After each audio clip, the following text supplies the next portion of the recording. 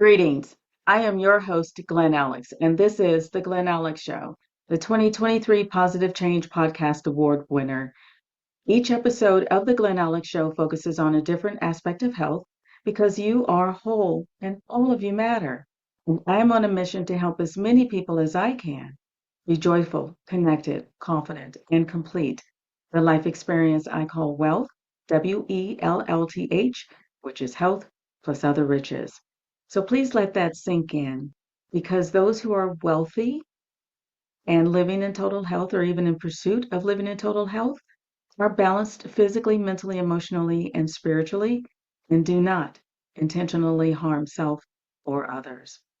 Please let that sink in because those who are tormenting our world these days are not balanced, are not living in total health, and are not wealthy by any means. So please join us on this journey and help make the world more loving, more accepting, and more humane for all. Please subscribe to stay connected with me and my work, and stay tuned for this very impactful episode.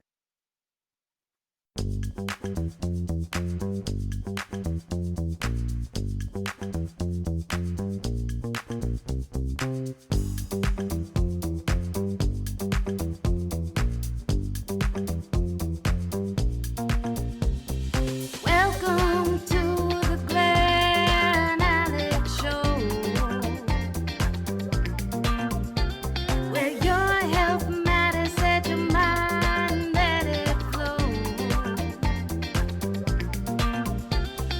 Joyful, connected, confident, complete. Let Glen Alex help you back on your feet. The Glen Alex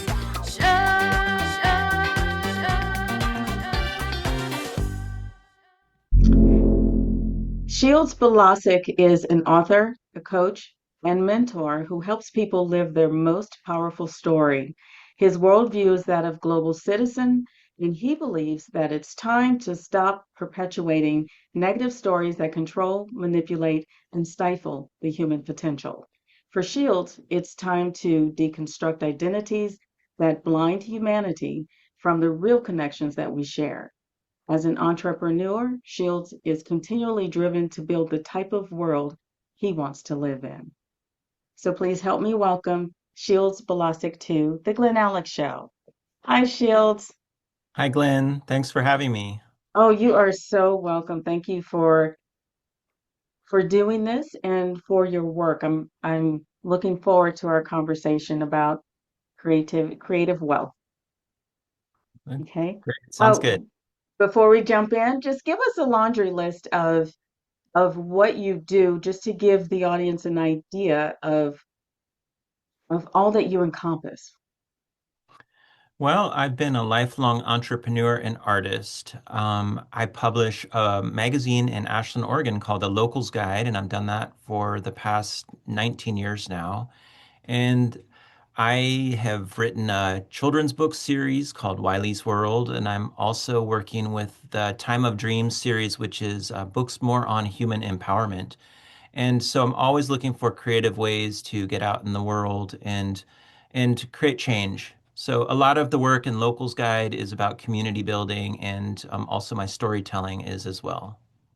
Okay. And your work also includes helping others tap into their own creativity.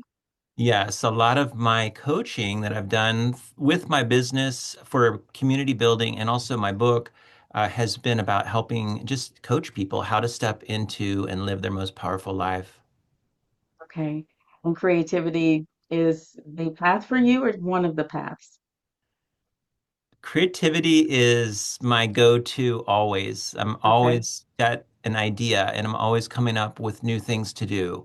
So for me, like creativity is one of the most important skills that we need to learn and already have. Like children are already born with this inherently. Yes, they are. They are. And for me, creativity just kind of encompasses the whole person because it requires presence and flexibility and just being able to move in the moment to to actualize whatever that creative idea is.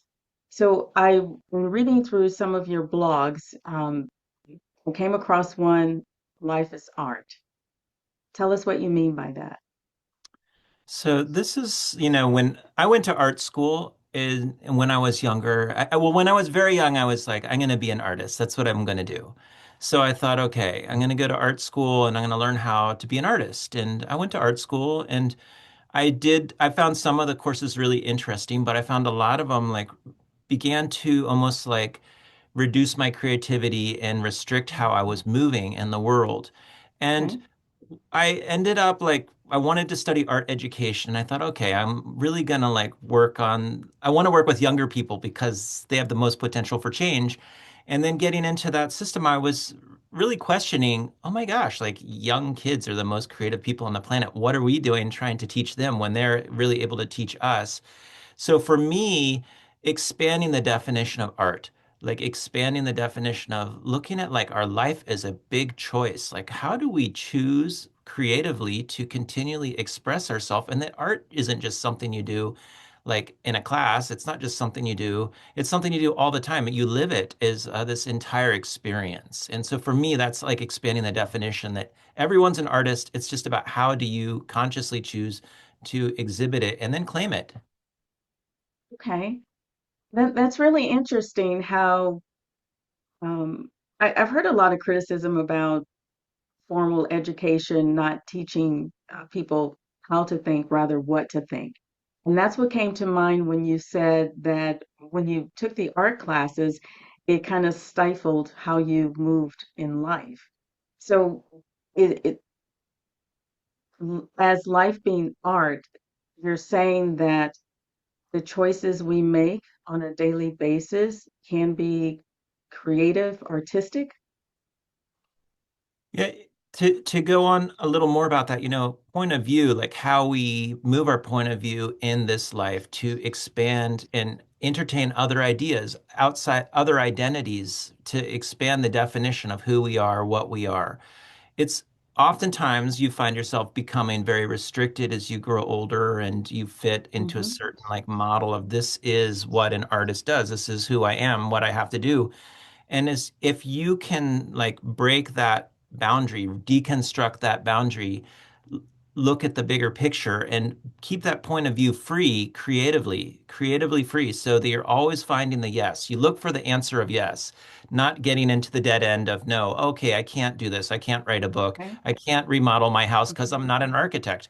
Well, you can get help. You can find someone. And like there's always a possibility in like learning how to stay in the positivity and in the yes that keeps us moving. And it's really more on the energetic space of how do we move? How do we keep moving and not become restricted? Okay. I really like that. And it speaks to I have a lot of clients who are work with adults who are experiencing anxiety and depression. And a lot of them are really stuck in the story. And they are stuck in the can'ts and the no's. And so I like the framework of being more creative and more open and more fluid with their existence to live a more fulfilling life. I really like that. Yeah, it's complicated because there's real pain, there's real Mhm. suffering in the day to day that we experience and the stress and anxiety that we live and experience taking care of kids, meeting responsibilities. It does have a real cost and it can take a real toll on your life. And so how do you stay resilient? Like how do you keep picking yourself up despite life's challenges? The car breaks down, you're going to get groceries, and you still find the positive. You still find you don't buy into a story either that you've inherited or that you took on. Mhm. It's continuous work, as you know. It is. It is. And that's exactly, I actually took down one of your quotes, which is, life is art. It's a continuous motion of creative choices. And Yeah. that just adds a level of lightness to me, of possibility rather than I have to. It's more like I can, or these are my opportunities. I really like that. Thank you. Yeah, I mean, when you think about like how much of an opportunity it is to like be alive and to have the moment and to say, what am I going to say? What am I going to do with this like precious moment that I have? What Hmm. am I going like and that goes in a lot to the whole models of attention and energetic like attention, how we pay attention and how we also work as a society to support one another in this process. Okay. Yes. Yes. And you also make the point that now is the time. Don't wait for money or the right circumstances to be creative with your own life. Yeah, for sure. And that's always like, gosh, I mean, how many people do you see? They just have enough wealth, they have enough resource, but they don't make the choice to do something different. And then you see people, you have to be able to work from the place you are now. And then if Hmm. you get more money, great, it will help you have a bigger paintbrush. And if you don't have it, you still have to find a way to keep moving because it's really not about how much you do. It's just about that you actually do something, that you have to like that we make the choice to choose, that we make the continuous choice to express. Absolutely. So you're saying that someone who only makes $30,000 a year still has the um, resources to create their own world. Absolutely. And even less because they can outmaneuver, outsmart, outcreate. I've been there and I still can, you don't need, it's not about who has more. It's more about who can creatively move and choose and recreate. Okay. Can you give us an example of someone of limited means who is creative in their own world or in their space? Well, I mean, I can give you personal examples of Okay. stories, times, and then I mean, one of the experiences I'm having at the moment is I'm working on my kids' book series. And there are real pragmatic skills that one must learn to like move in the world, like how to do Zoom, for example, or how to do, how to write and edit your story, how to put it on Kindle.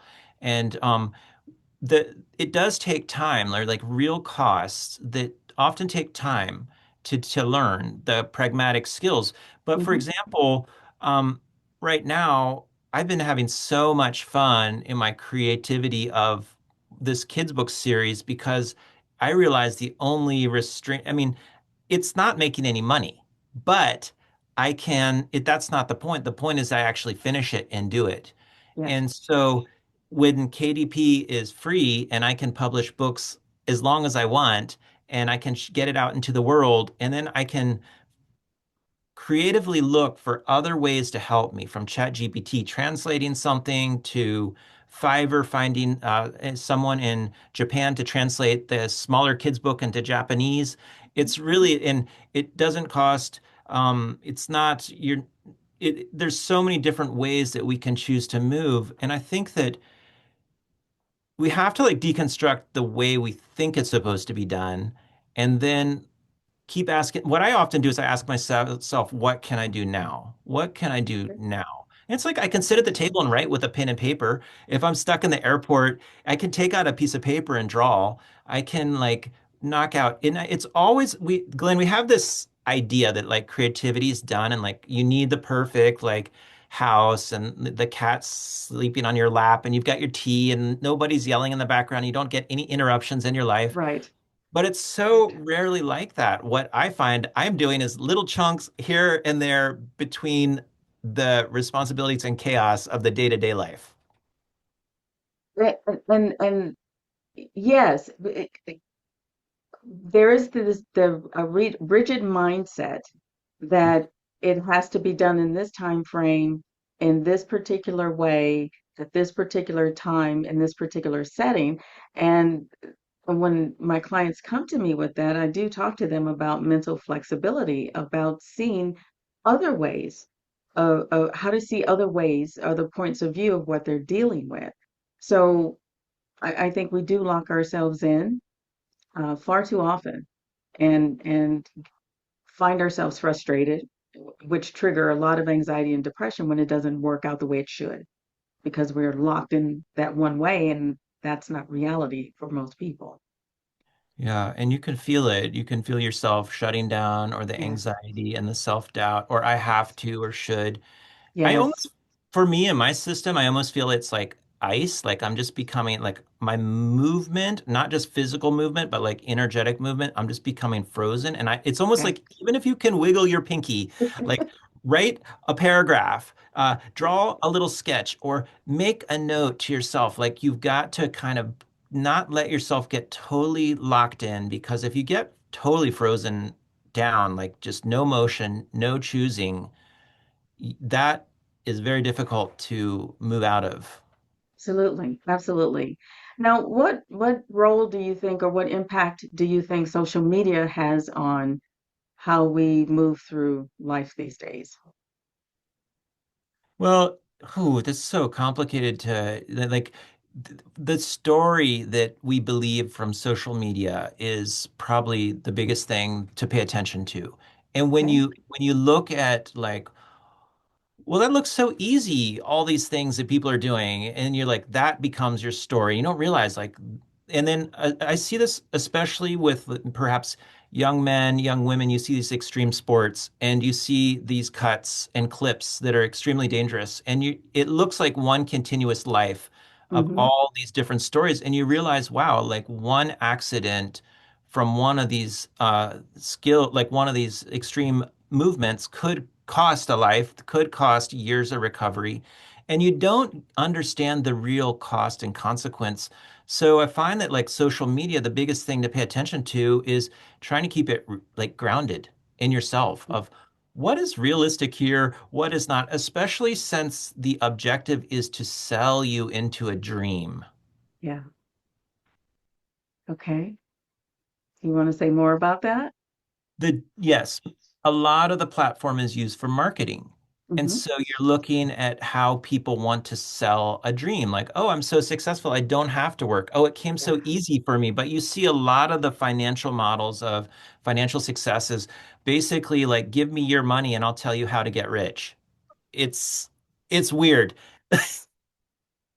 And so I like when I had looked at your book and living in total wealth, you know, how you talked about the wealth idea being more than finance, being Mm-hmm. so like well-rounded, like that to me is like how do we like you're continually looking and testing reality going, is this real? Is this a real person? Is this all performance? And then in social media, you're wondering, what's real? What can I do? Who's authentic? It's very hard. You have to ask a lot of questions.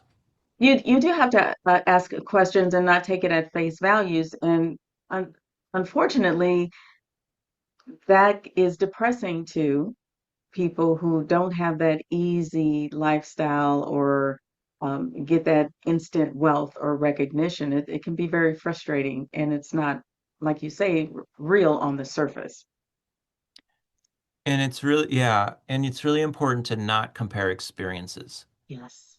because as soon as you find yourself saying like, "Oh my gosh, if, coulda, woulda, shoulda, that was me," and you don't understand like, well, maybe they have a partner who works full time and supports them, or maybe they already Mhm. had, you don't understand the backstory of the story.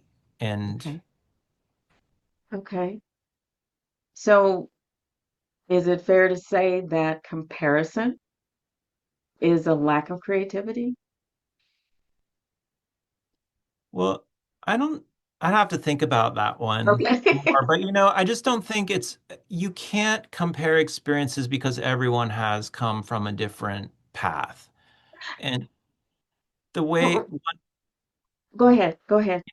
that it just blinds us from really being able to see a person more authentically. And the way someone will handle one experience of, like, say, for example, a failure they may not recover for their whole life, and other people have different resilient factors, and so Hmm. everyone deals with life differently, and it brings out a lot of, opportunity for compassion, empathy, and also how to support, like co-creating. How do we co-create together instead Right. of a model of always create for oneself so that oneself can get further along and not help the other people. So it's anyhow.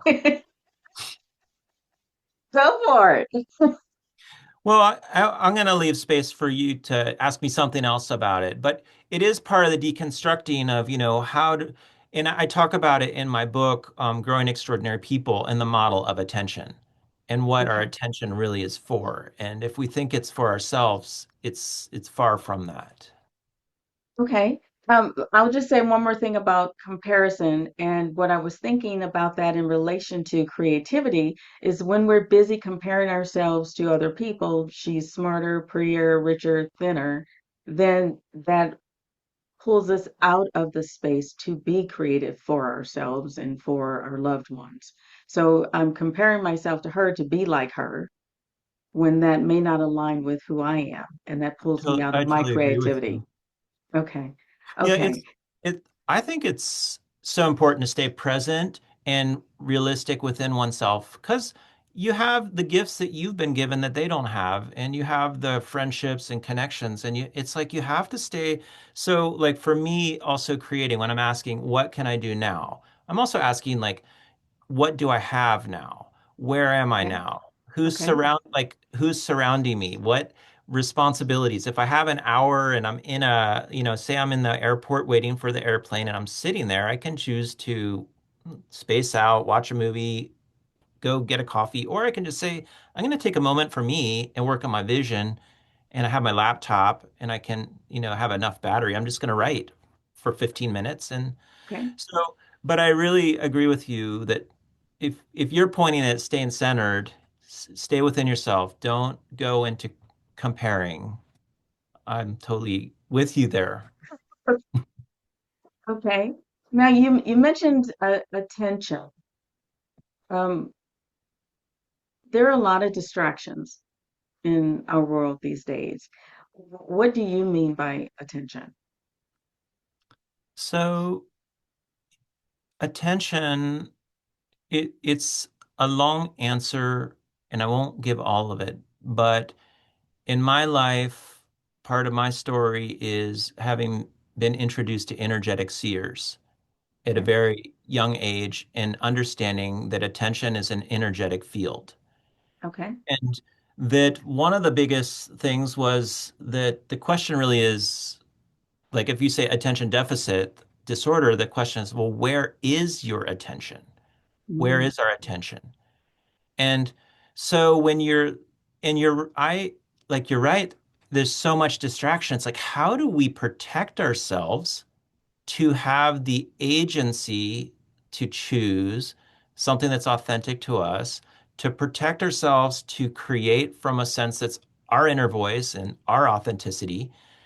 And so the attention then is also about what do we do with that attention? Who is this gift for? Who's the gift okay. for? And so is it for ourselves alone, like paying attention to ourselves, looking in the mirror, trying to make us look so good? Or is attention maybe a gift for those who are coming behind us, a way to help people who are beginning their journey? And that as we are able to step in the field of attention of people ahead of us, we can share that attention with the people who are behind us as well. Okay. So to make sure I get that, attention is not just what you're looking at, what you're hearing.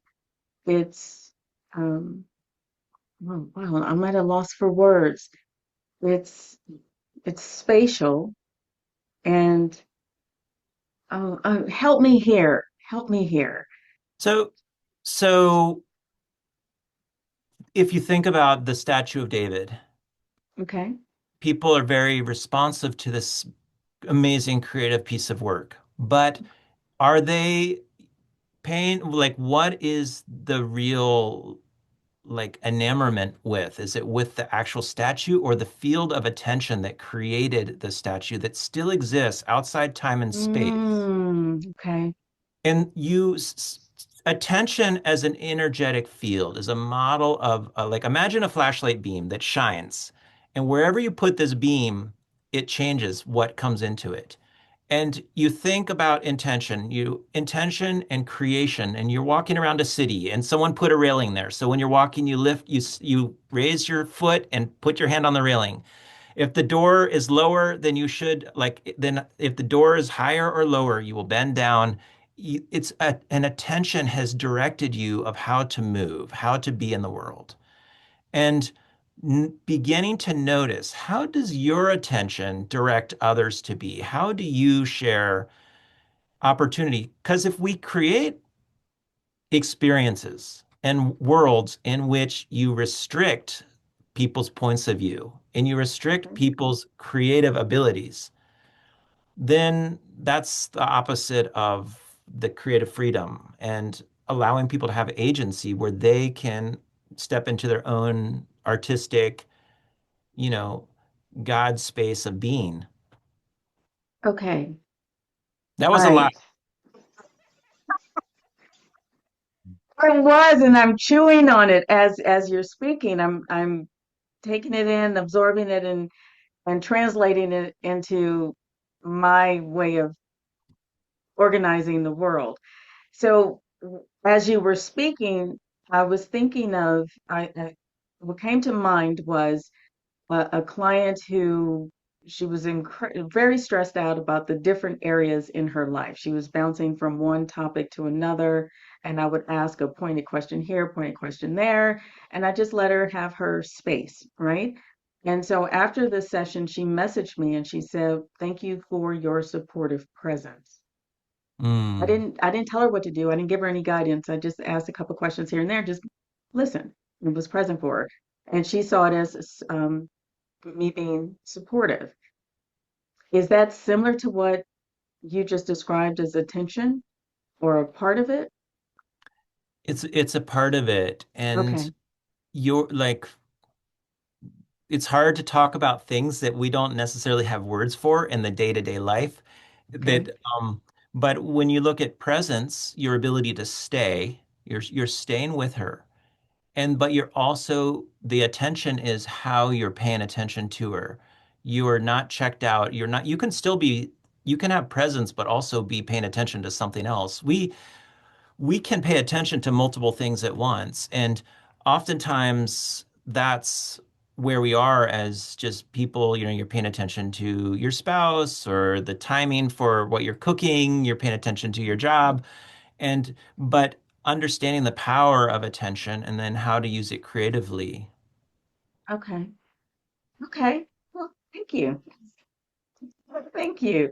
Um, and so as I was reading through your blogs, I pulled out some tidbits that were directly applicable for me to mental health tips, Mhm. mental wellness tips. And one of them was attention, mindfulness, presence. The other one was navigation, which you talked about in your Move from the Center blog. Mhm. Talk a little bit about that. So part of my life is like I would call myself like a visionary entrepreneur.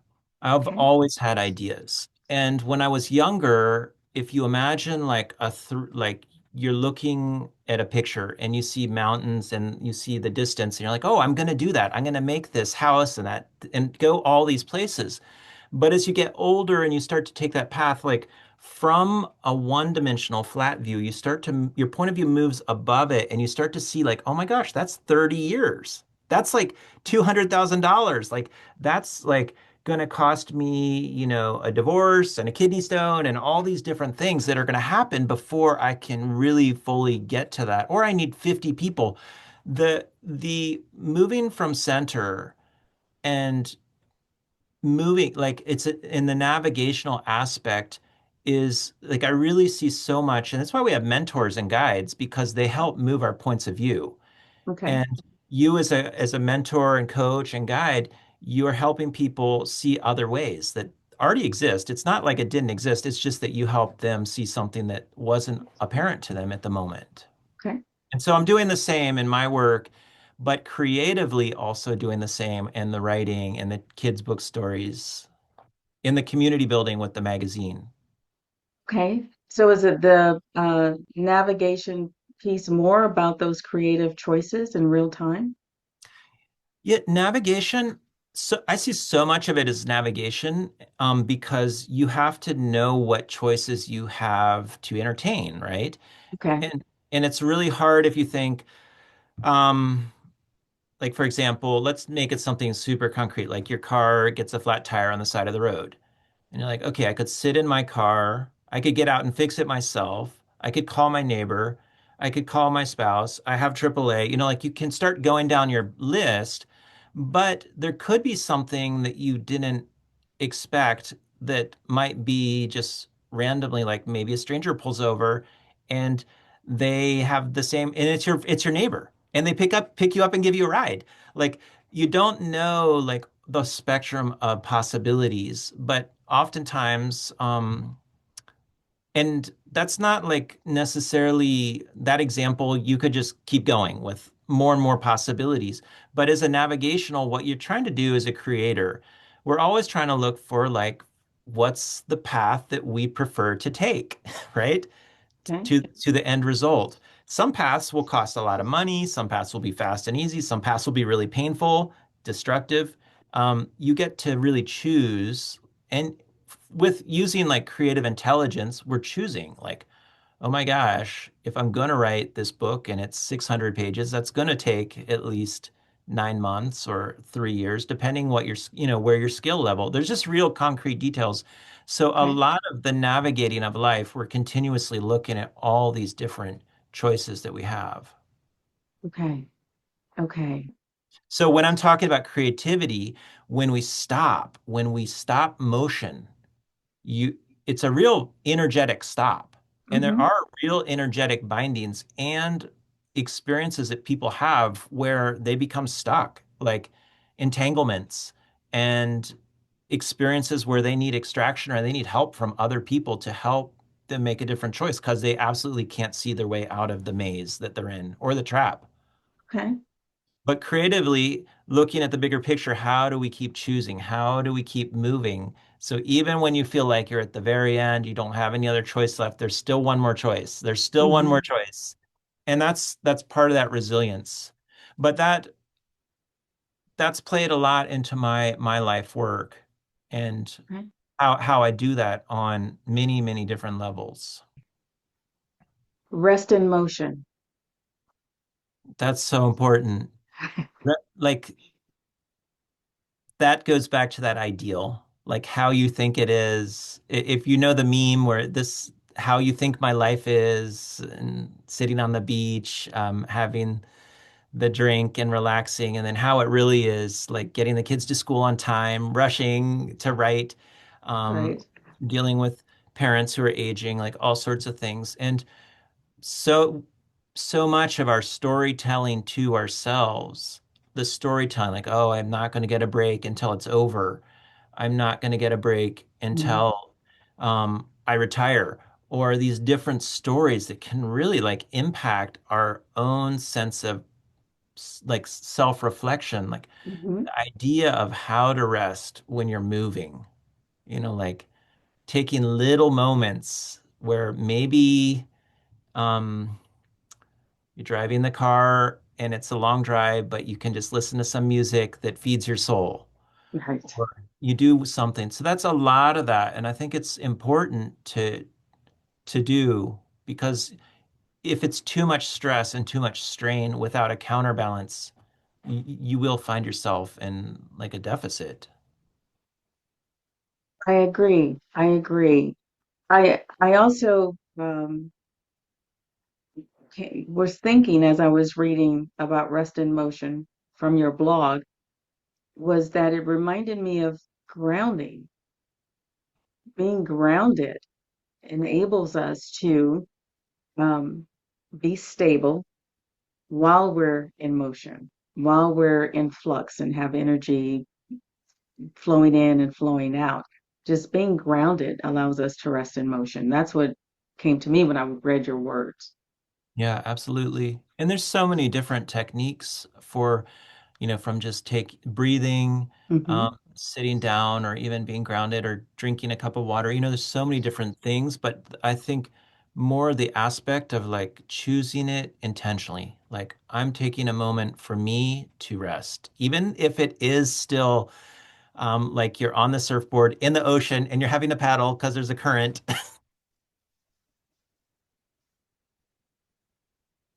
Yes, I think that's always available to us as well. It's just being mindful of it and choiceful. Yeah. Okay. Now you talk about creative intelligence and move from center with presence, with awareness, and with precision. Tell us more about that. This is such a important topic because in my background of interviewing hundreds of business owners and watching people follow dreams, the bigger question is what is the cost of the dream and what do you do after your dream comes true? Hmm. And if we're in a paradigm that we're shifting in is, you know, maybe going from a world of you can make your dream come true to dreams do come true. But what do you really want? What do you really want? And that's where creative intelligence, do you want to create this thing that is going to change the world in this certain way? Do you want to make the door stoop so low for your building? Do you want to make it more expansive and put like more accessibility and incorporate a greater level of like intelligence into your design? Okay. Okay. And so the design part would be the precision, Yeah. and the awareness part would be the Y- concept. y- It's yeah, it's a tricky because you can't like intend outcome. You could design something. It's a big thing I've been taught. Like you can only intend what you are going to do, but you can't Control control the the outcome. outcome. Right. So you can write this book and put all your effort into it, but how it's received by the world, how it's utilized. You have an invention, you put it out in the world. You don't know exactly. You can intend specific things, but some inventions, like for example, let's just say the car, can go a little too far where all of a sudden there's more than enough cars on the whole planet. And maybe it'd be better to change that, differently, have more trains or more bikes or more pathways for public transportation. Um, so using creative intelligence, that's part of like, look, there's a consequence to what we create and Yes. we have to live it. Okay. That's the hard thing of this human experience.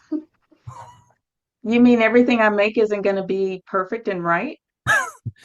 Any choice we make in that artistic choice of life, like I'm going to move across the country and be here, or I'm going to make this choice in a career. It's like we just have to, never know. You can never map all of it.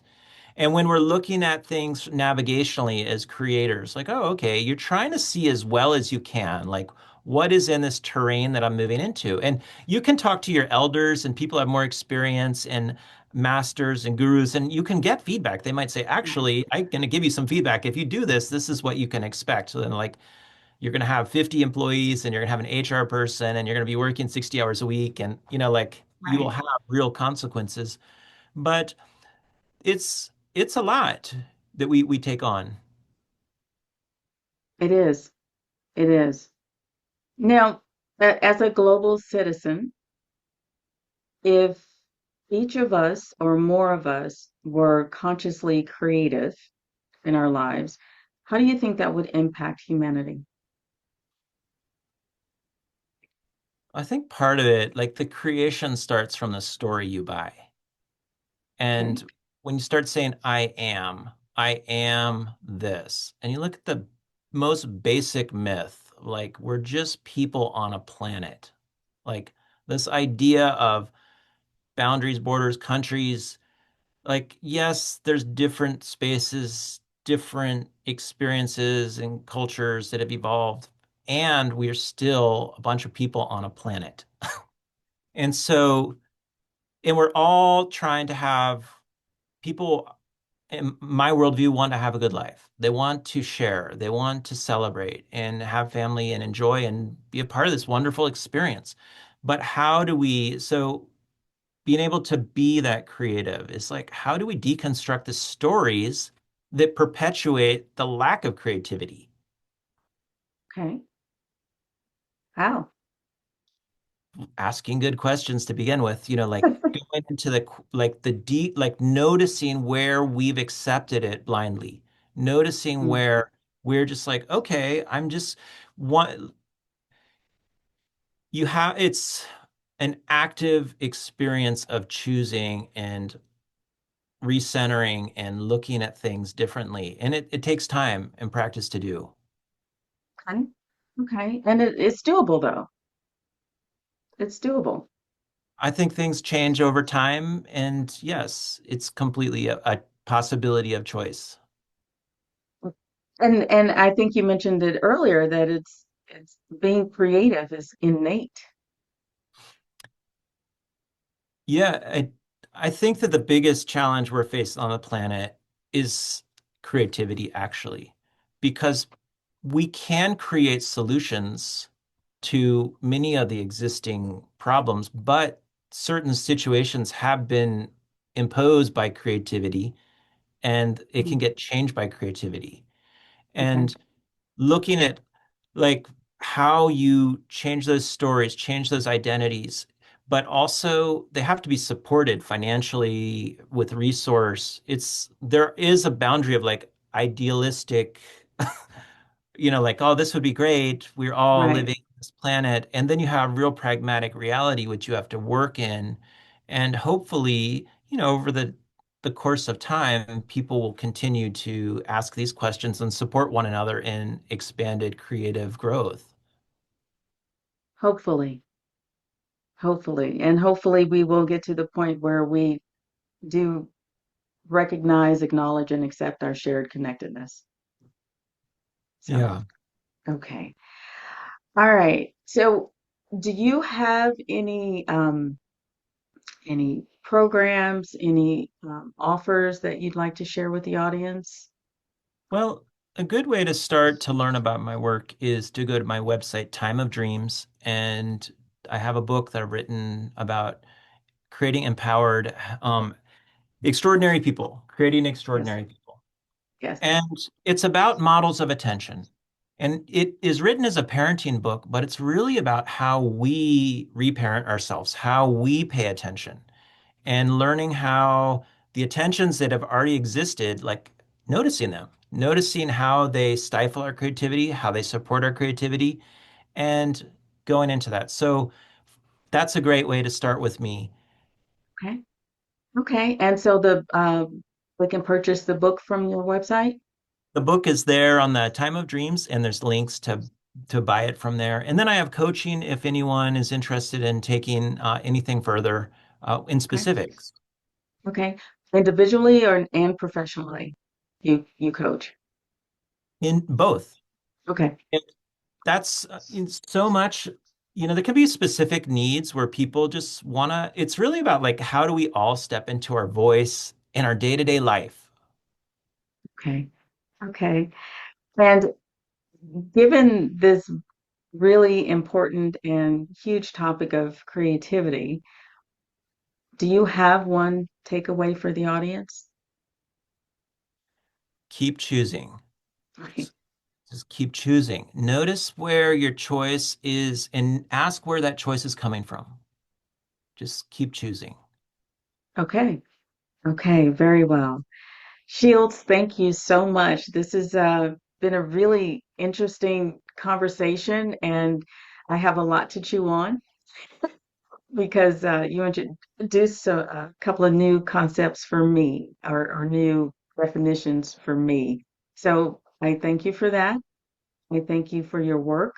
I thank you for your global citizenry. So I appreciate your work. Thank you.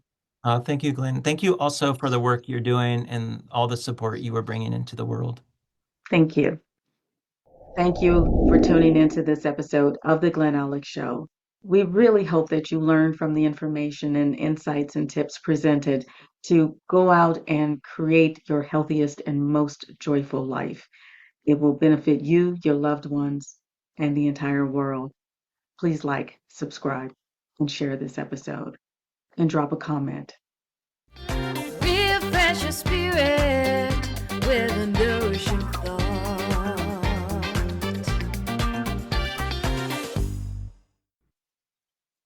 Please allow me to leave you with this nourishing thought. Albert Einstein said, "Creativity is intelligence having fun." Creative endeavors have a profound positive effect on mental, emotional, and overall health. Activities like dancing, singing, painting, cooking, decorating, playing music, gardening, or being in nature, even problem solving and playfulness or creative acts. Creativity lessens the impact of stress, anxiety, depression, and pain, while promoting mindfulness, the relaxation response, and resilience. Creativity is wealth, being joyful, connected, confident, and complete. My life's mission. Creativity is my lifeline. It enables me to authentically express myself, to be present, and to be connected to something more expansive than my individuality. Creativity is both humbling and an esteem builder. When I am feeling down, writing and singing nurture me. When I am feeling up, writing and singing affirm me. And on the daily, adding a dash of creativity to my work, to organizing my space, to cooking, to dressing, and to speaking brings joy to my body, mind, and spirit. And creativity can do the same for you. So please don't wait to feel it, or please don't wait for the right time. Get creative now and flourish in wealth, because your creative wealth will have a healthy and positive impact on you, your loved ones, and humanity.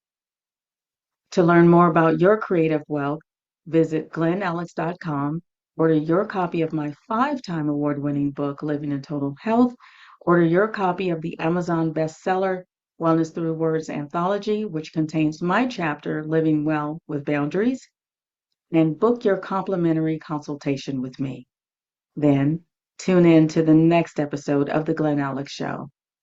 And until next time, be well.